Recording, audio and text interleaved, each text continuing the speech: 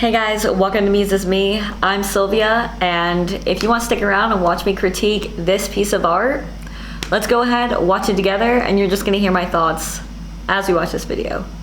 So immediately right off the bat, you see that I already have the paintings kind of tested on it, right? This is because he provided all the paint for this project, which was really nice. So I just wanted to test them out, see what they look like on the wood, and then see if I wanted to change them at all. Now already I can see that I'm using like a smaller brush, a smaller angled brush, just to get in the nooks and crannies because this is a 3D canvas. Now I do like how I used the light green before the dark green, right? Because the light green is kind of in a shallower area, and then I'm working up closer to the forefront with the dark green. Also because the lighter colors are easier to mask with darker colors than the other way around. So I think it makes a lot of sense to use lighter colors first. Also already, as you noticed, right, I'm moving this plaque around repeatedly. This is because with the angled brush, right, hear me out. Pretend like my finger is a line and you want to go along. It's way easier if I'm holding it in my right hand, right? Because I'm a right-handed individual. I'm gonna paint down and then the top angle is just gonna go against the edge. But now what if I wanted to get along the opposite side of my finger, right? I would almost need to like flip my hand over and do some awkwardness. No, instead I could just turn the canvas around and then paint along that opposite edge. So, just a word to the wise, don't be afraid to move around the canvas. It's easy to do and you ain't hurting nobody.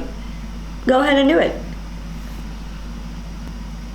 So previously I mentioned about working, you know, from the back to the forefront of this piece of art, as you do with almost any art. That is why I think I really liked what I did, where I painted the inside of the ribbon with that yellowish green, right? And then I painted the red all the way around. Also, because the red, I guess, rim of this plaque goes all the way to the deepest parts of the plaque.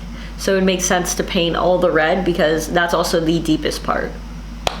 And then while I'm painting the red, I now paint the tongue, which also makes sense because that tongue's the most forefront part of this entire plaque. Now here is where I'm getting mad at myself, right? Watching this again, I'm getting upset because I'm painting the black before I painted the white. I'm ignoring two major rules, right? I always like to work the lightest to the darkest, right? Because I could always cover up the light with the dark, but you can't cover up dark with light as easily. Then also black is in front of the white, so that doesn't make sense, you know?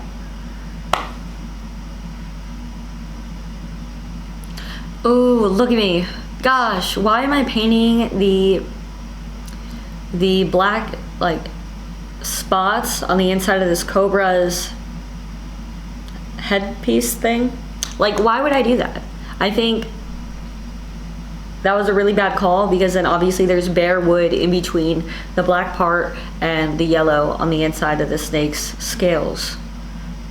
So now I have to put white in between the two. And then I'm gonna be like super delicate with the white to not hit the edges.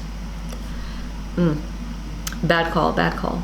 And then now I guess I take a break and now I'm back at it with red again. And the red, now I'm just doing the letters HMLA 169 at the bottom, which I totally support completely, right? Because I painted the background, that yellow in the ribbon first.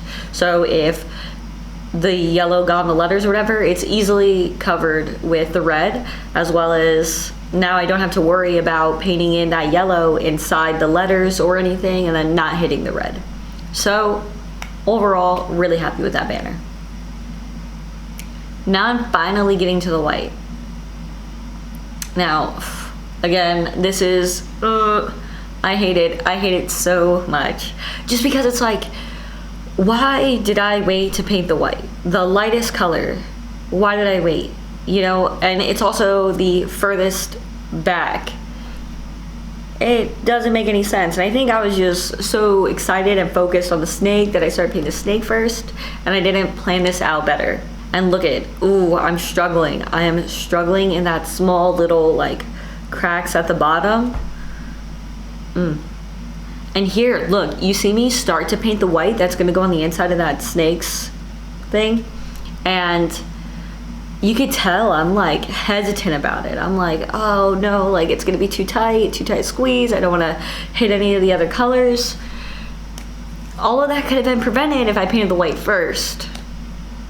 And then also, look at, now I'm being dumb again, because now I'm painting like the black parts of the eyes, including the pupil, before I painted the white. And I recall me getting upset because my pupils weren't centered on the snake.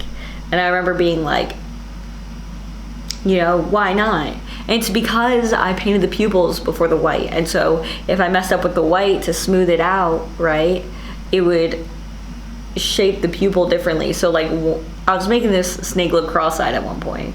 I did end up fixing it, but that was frustrating. And then now I'm painting white again in the snake's headpiece. And I'm using the smallest brush possible because I'm trying to make the least amount of mistakes. But it ended up being really time consuming when it could have been so quick. I spent a lot of time on the mouth as well. I will say the teeth were really hard. Just because it was such a small place that, you know, I would accidentally like knock some of the white on the red tongue, and then I'd have to touch that up, and then maybe the red would accidentally get on the tooth. It just caused some issues. Also, I'm not sure if you noticed, I definitely spent a lot of time coating over everything again, putting at least 2 coats on all these surfaces. I like to consider it like makeup. You know, for the individuals I like to wear, you know, foundation, right? It definitely makes a huge difference. It's like the difference between sheer and full coverage. We want full coverage, okay? And then now we're doing my favorite part, line work. I love line work. So I'm going around with that same kind of ashy dark gray that I used elsewhere in this plaque, and I'm just creating all the lines throughout the snake, which wholeheartedly I think saved this because it was looking pretty goofy beforehand. Now after painting all those lines, I'm going back in with that light green and I'm sharpening up these lines, just because sometimes maybe like your hand pressure changes, or maybe like I just dipped the brush in new paint and so now there's like a thick dollop of paint at the end of the brush that I didn't notice. Put that down and now it's not as even. So then I use the light green to kind of shape in it so it's a little bit sharper, a little bit thinner. And I did the same thing with the dark green. And after that, it's pretty much done. Afterwards, I didn't add any like finishers on it. I didn't put any like matte or shine or anything. I left it as is because the gentleman that commissioned me for this, he said that he had stuff that he was gonna put on it, so I didn't need to worry about it. Overall, I am really happy with it. I think I'm just critiquing myself because I could have done it faster, and I know better than the mistakes that I did. And so after a certain point, especially something kind of as simple as this, where it was just a block colors, there was no blending, I didn't even have to draw or trace anything, it was already done for me, I could have done this project way quicker. So it is what it is, but end of the day, I am happy with it, and more importantly, the guy that commissioned me was really happy with it. And so quick shout out to United Carvings. He is extremely talented. He has his whole wood shop, and if you are in the Jacksonville, Lejeune, New River area, definitely check him out. He does really great stuff, and handling the wood plaque that he gave me, super smooth, super nice, and overall the guy was really great to work with. So if you need some stuff, hit him up, and I'll see you guys around in the next video. Thank you guys for watching.